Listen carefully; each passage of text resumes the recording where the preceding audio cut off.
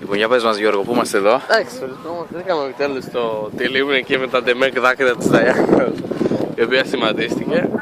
Εντάξει, αυτό που έχω να τονίσω είναι ότι βλέπουμε τις πάπιες, οι οποίες δεν είναι αυτό το καθαρό βαλκανικό είδος πάπιας, το άσχημο, το ατάι, το δοχέζι πάπια μπροστά μας. Είναι βιολογικό το στιγμιότυπο που είναι με το ένα πόδι, δες το ένα πόδι κάθεται η πάπια. Ακόμα δηλαδή αυτές οι πάπιες του Λονδίνου και τα χέζουν έχουν μια χάρη. Είναι εκπαιδευμένες, λες. Εκτός αυτού, αυτό που θέλω να προσέξετε όλοι είναι ότι εδώ οι πάπιες δεν είναι αυτές οι βρωμιάρες πάπιες που χάσω σε ηχθού, ξέρω εγώ. Είναι άλλο είδος, είναι εξευγενισμένο είδος πάπιας. Είναι πάπια μοντέλο. Είναι βασιλική. Βασιλική πάπια, προφανώς. Κάνουν κάτι μακροβούτια εκεί στη και βλέπεις ότι τη βασιλική σκατούλα δεν βρωμάει ποτέ. Ναι. Ότι η πάπια είναι εκπαιδευμένη και κυνηγάει. Πάπια κυνηγός, ναι. Αυτή που πλατσορίζει εκεί. Θέλω να πω ότι τα κρακεράκια που θα δίναμε στις πάπιες τα φάγαμε στον δρόμο. Φάγαμε τα κρακεράκια, ναι. Δεν είχαμε χρήματα άλλα. Ο κόσμος απολαμβάνει τα ζωντανά, τα είδη. Αλλά εντάξει, βλέπουμε ότι είναι πεντακάθαρα και τα νερά. Ναι. Και οι πάπιες δεν μυρίζουν καθόλου. Ακόμα και αυτή η πάπια δηλαδή, που τα μόλισε μπροστά μας ήταν πολύ vegetarian, δεν υπήρχε πρόβλημα.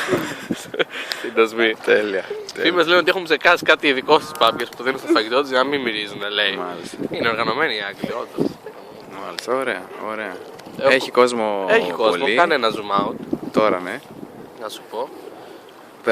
Περνάει ο κόσμος από μπροστά, από όλες τις εθνικότητες. Όλες τις εθνικότητες. Τα μέσα διάσωση εδώ πέρα, άμα πνιγεί κάμια πάπια να τη σώσει. Ακριβώς, πετάς το σωσίβιο στην πάπια και η πάπια κάνα μακροβούτι και βγαίνει. Μπράβο. Βλέπουμε εκεί τον παππού που έχει μαζέψει πολλούς κύκλους πολλές φορές. Οι πάπιες προκαλούν, παίζουν με τον κόσμο, είναι συνηθισμένοι στους τουρίστες. Τέλεια. Φήμες λένε ότι μιλάνε και αλβανικά, εντάξει, τώρα έχει πασαρθεί λίγο με τα σκατά. Καθαρίζεται κατευθείαν, να το τονίσω την πάπια, καθαρίστηκε κατευθείαν.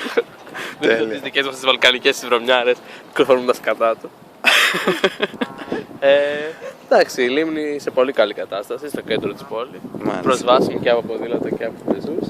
Μεγάλη λίμνη, εντάξει, σχετικά βλέπω έχει μέχρι απέναντι εκεί πέρα. Ναι, και ο κόσμος έτσι απολαμβάνει αυτή την όαση μέσα στην πόλη. Πολύ πιστεύω. Ωραία, πάρα πολύ ωραία. Κάμε μια γύρα. Πάμε να γυρίσουμε λίγο, να δούμε τι άλλο έχει να μας προσφέρει αυτό το τοπίο εδώ. Τέλεια. Και χαιρετήσουμε και τις πάπιες μας. Ωραία. Γεια σας.